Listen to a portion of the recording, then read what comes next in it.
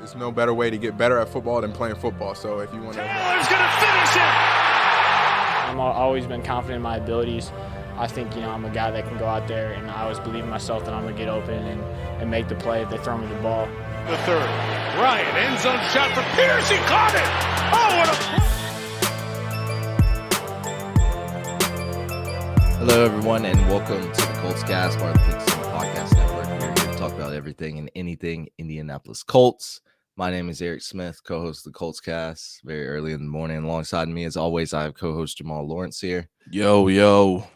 If you're on YouTube, please ring that bell with the subscribe button. Don't forget to give us a like and comment below throughout the video with your thoughts. That's the best way to support us, guys, and it's completely free.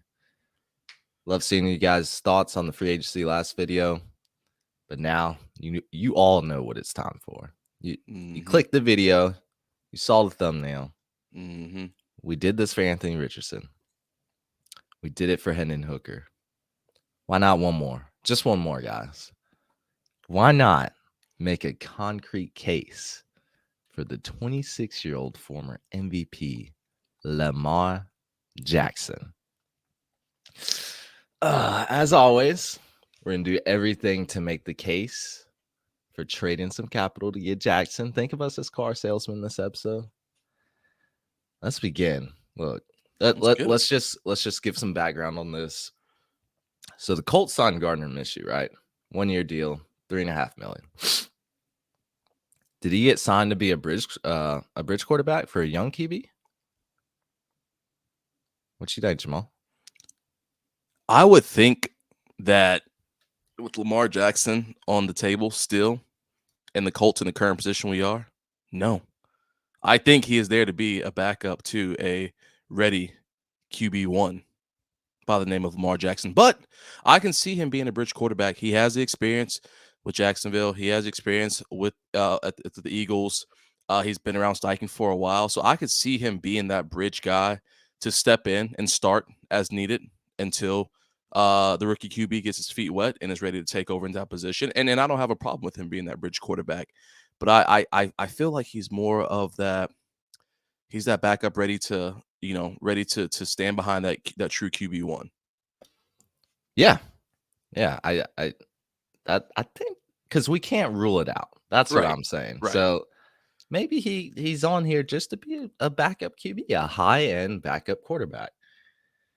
Either way, I've already stated Gardner Minshew, good signing. I think you like him too. I think he's also 26. He loves to chuck it downfield.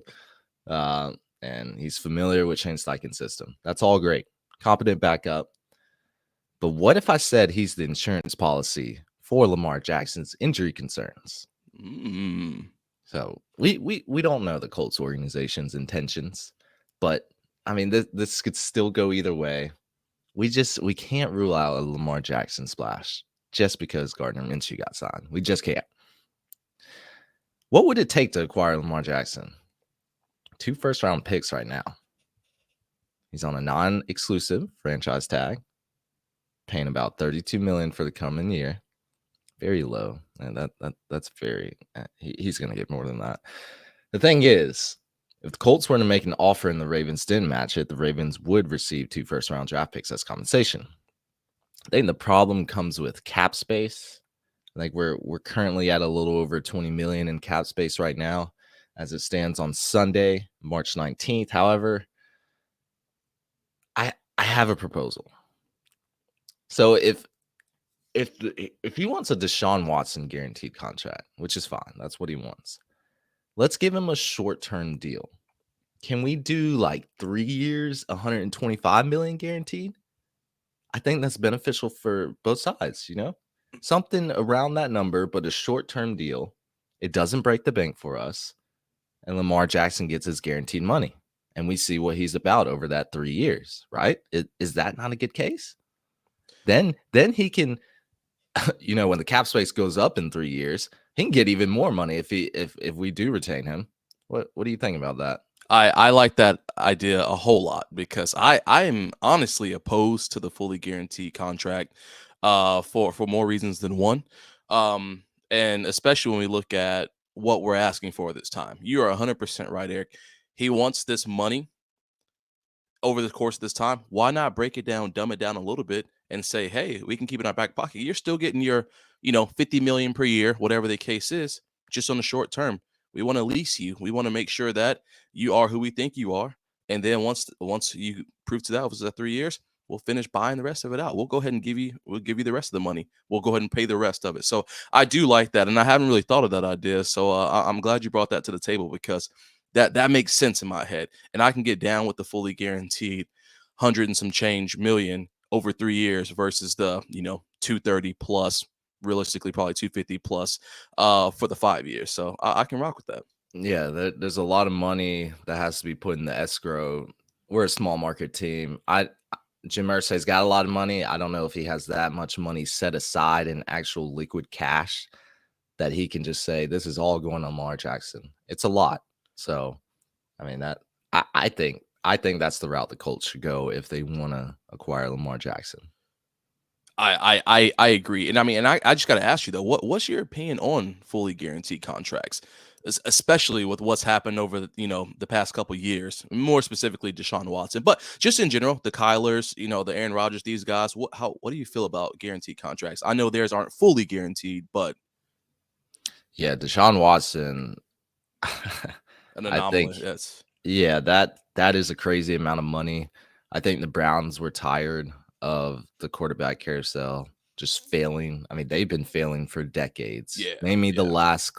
the last quarterback that was a star quarterback. Probably Probably Baker. 16 quarterbacks, something crazy like that. Yeah. I mean, you could say Baker Mayfield, maybe. I mean, Baker was there when they made, was it the AFC divisional round or maybe title game? That's as far as they got in. They knew they couldn't get any further when Patrick Mahomes is going to be in your way. Josh Allen's going to be in your way. Joe Burrow's going to be in your way. So they traded all that draft capital. They gave that man the most money ever, fully guaranteed. And they said, this is our quarterback for the next 5 years, which is a big gamble. But we saw what Watson did in Houston without the talent around him. Now the Browns are significantly better than the Houston Texans right now.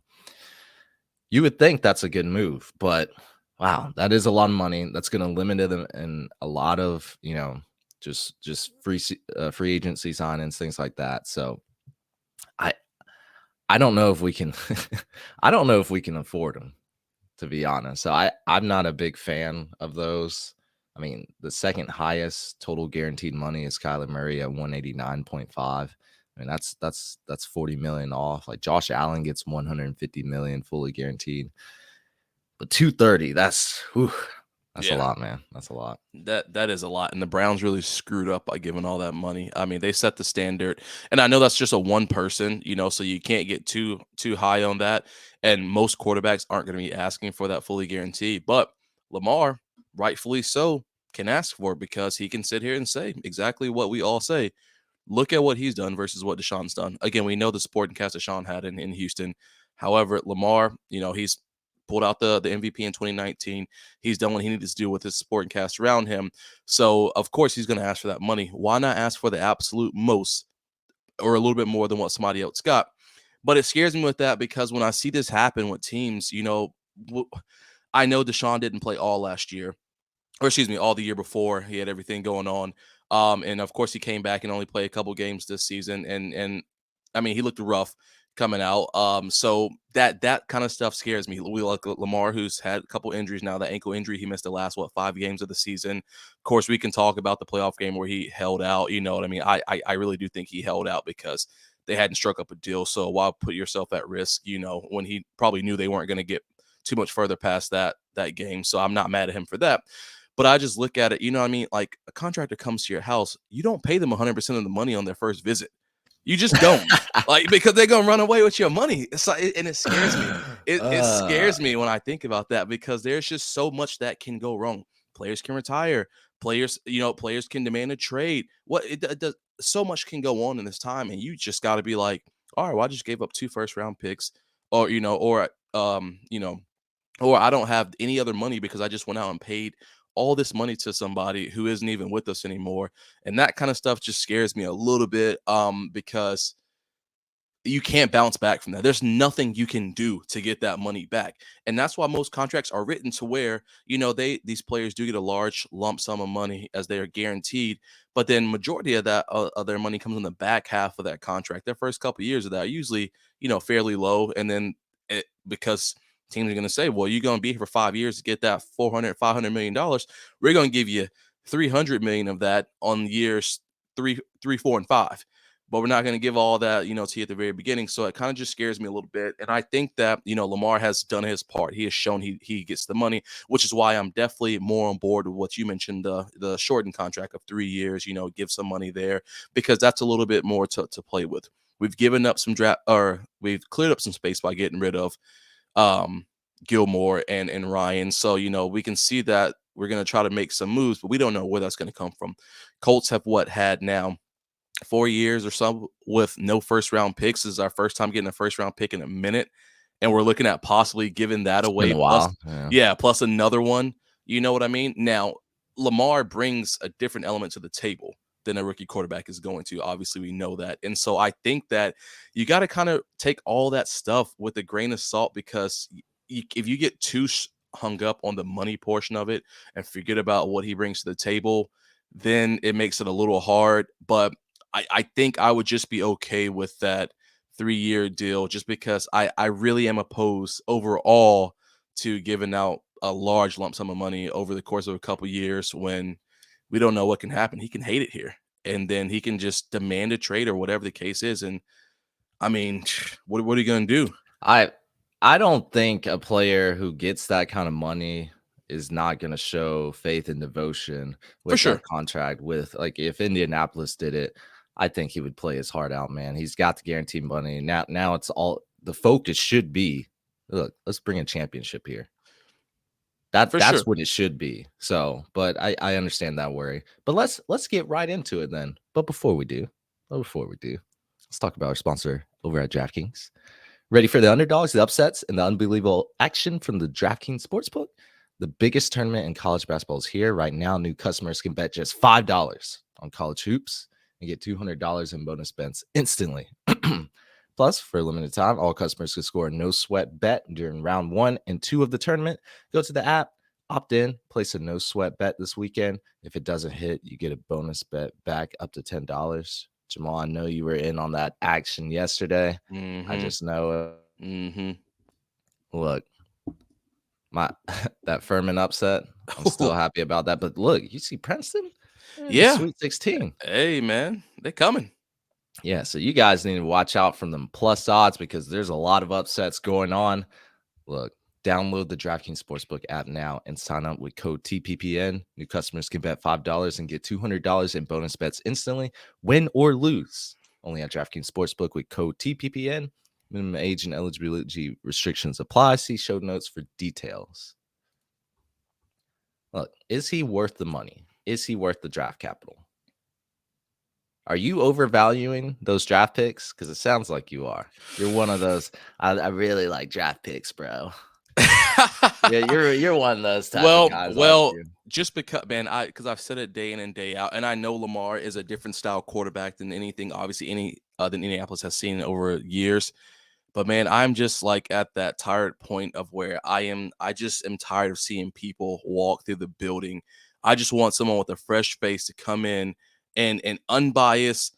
They're just walking into exactly what it is. Now, I have to be realistic here, because during that time of having this quarterback carousel going on, Reich was there the entire time, and I said what I said about Reich, day in and day out.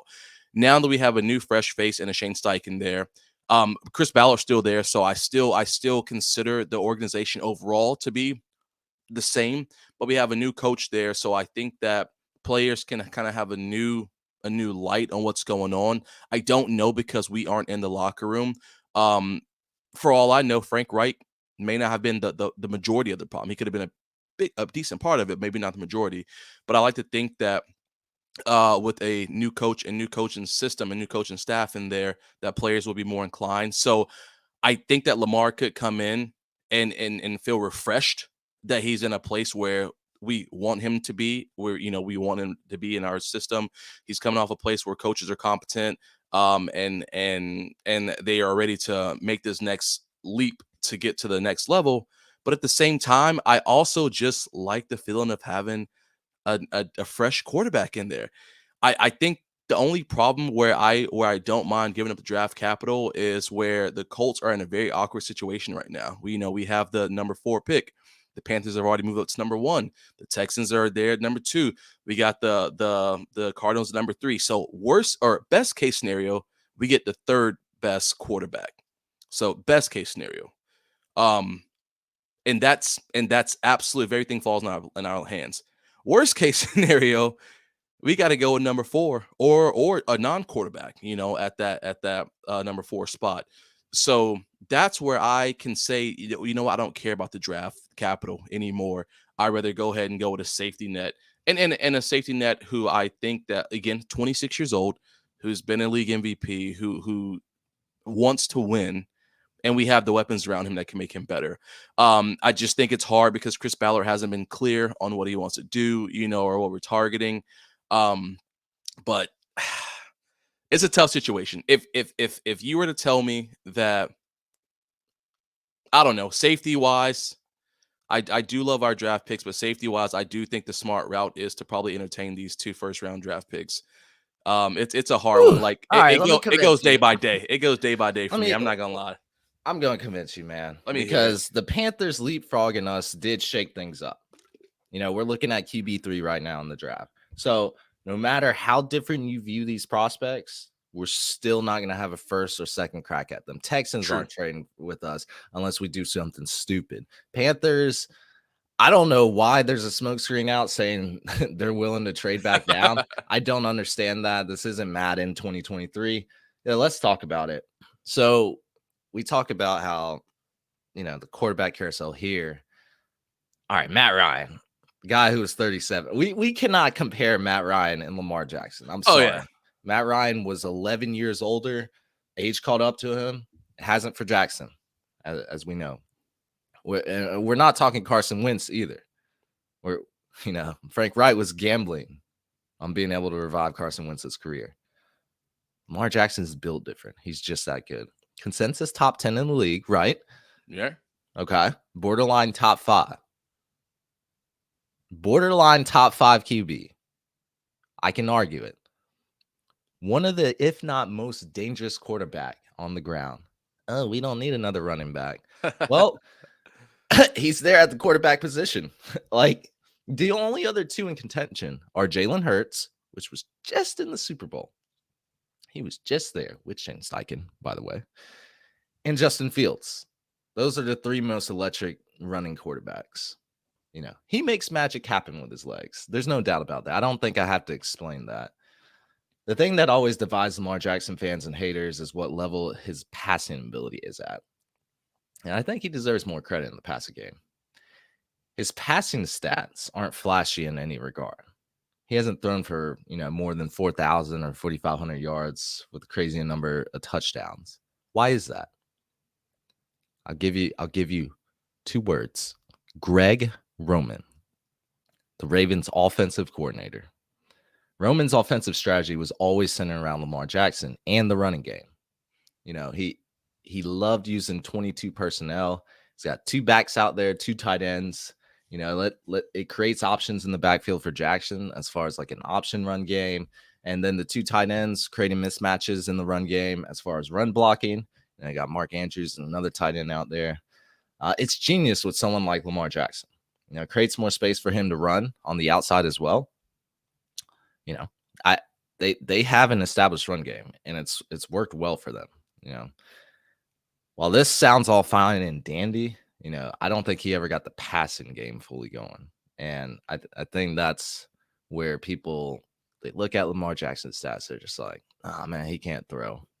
All right. I really think it was because the Ravens were so run oriented that the passing game suffered. I don't think Greg Roman ever created a scheme where, it was as good as, I'll say it, Shane Steichen's offense over there with the Eagles. They had the run game and the passing game just fluid. Now, they also had Devontae Smith and A.J. Brown. But you have to wonder, well, hold on. Let me talk about their run play percentage first. 2018, third in the league. 2019, first. 2020, first. 2021, 11th. 2022, third. So in 4 out of the 5 years that Lamar Jackson's been there, they were top 3 in running play usage. That's all they did. Design, QB runs, option runs, all of that. It was just run. And it worked for a lot of those years. They made the playoffs a lot. But if you ask me why the Ravens never had a number 1 wideout, I guess you could argue Marquise Brown, little Hollywood Brown. Mm-hmm. Why do you think he wanted out? Why do you think he was frustrated over there? It makes you wonder, Not right? getting that rock. Yeah. Huh. Yeah, he's not getting opportunities over there. Why? Because the offensive strategy is different over there. It focuses on it. What was Mark Ingram now, like, who's the running back over there? Is it Gus Edwards and J.K. Dobbins? J.K. Dobbins, yeah. They have a lot of running backs, just like the Eagles did, that they utilize. They also have a runner at quarterback. And, they're not lining 4 or 5 wide receivers out wide. It's just not – it's not an ideal situation for a wide receiver. So I think in a different scheme, Lamar Jackson could just – he could flourish. I've seen him make phenomenal throws. One year he had like 36 touchdowns to like 9 interceptions, something crazy with amazing rushing stats. The Ravens' offense is just completely different without him on the field. And they don't win without him on the field.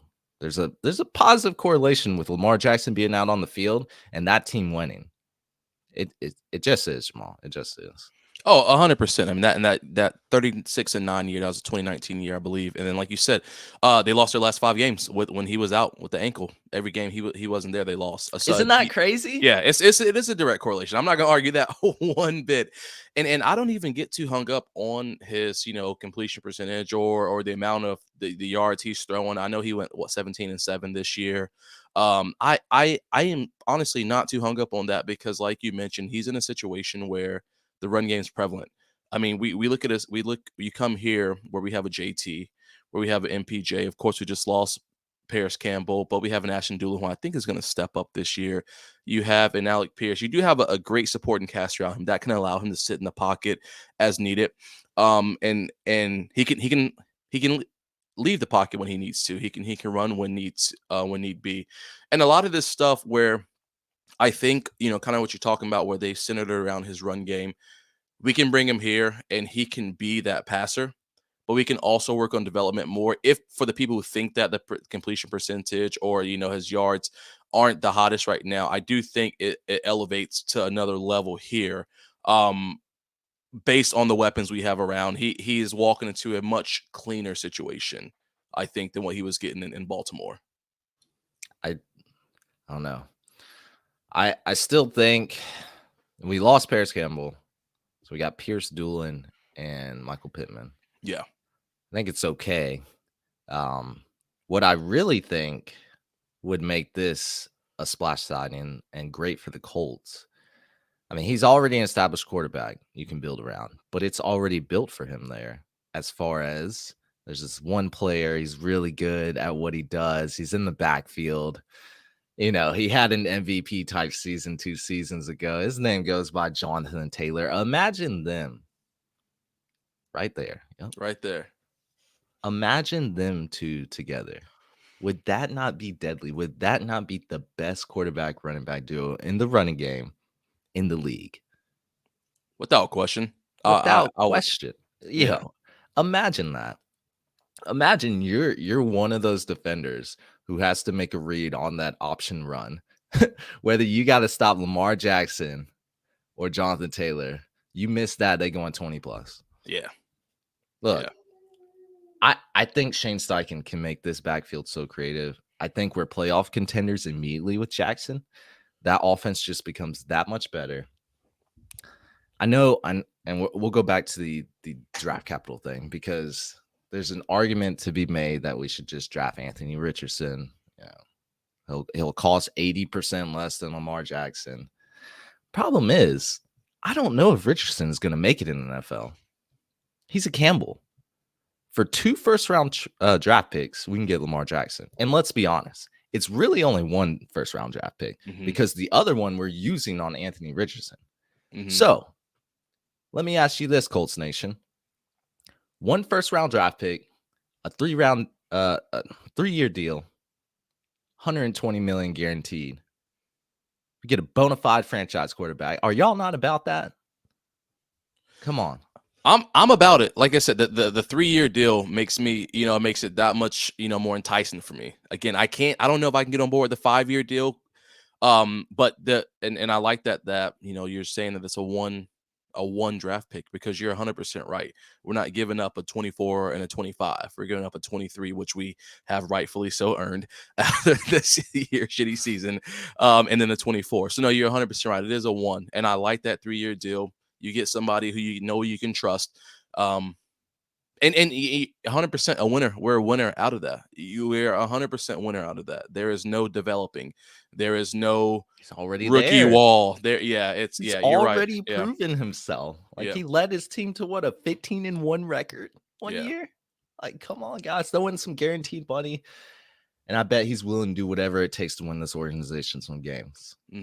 So and we talked about that injury from this past season. I guarantee you, man, if he was on a deal, he'd have been back. He would have shown up in the playoffs healthy. Yeah. I know I'm speculating, but it's just like, nah. Like he could have played that game. He could have, I think, personally, in my opinion. But I think so too. I mean, again, I look at even like Jonathan Taylor this year.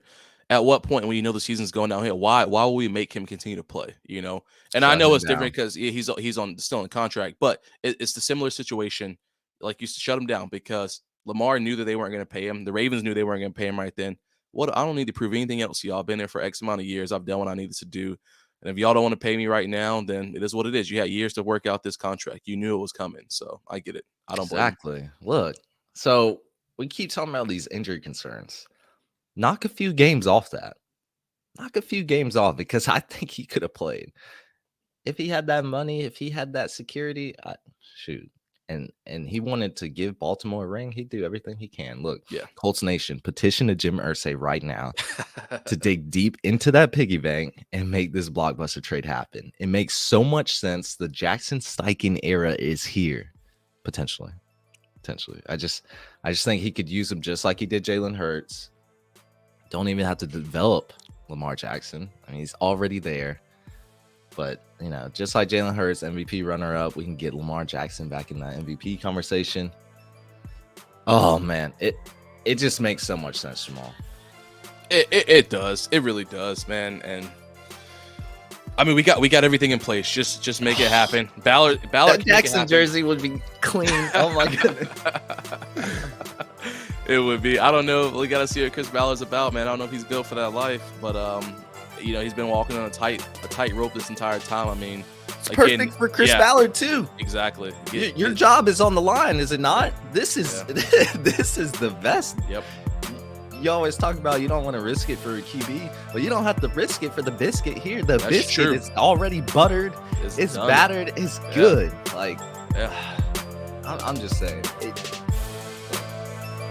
That's all I gotta say. That's all. I mean, that's it. That's it. Look, that's it for us, everyone. That's the case for Lamar Jackson. You guys let us know what you think.